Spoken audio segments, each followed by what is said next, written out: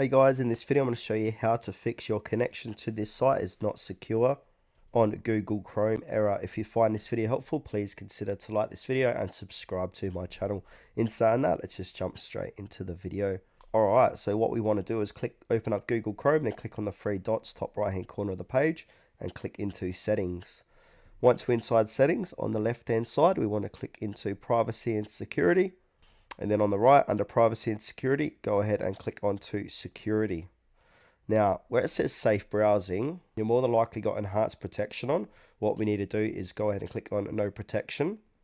So what this does, safe browsing protects you against attackers who might trick you into doing something dangerous. If you turn it off, be careful when browsing unfamiliar and unreputable sites. So go ahead and turn that off.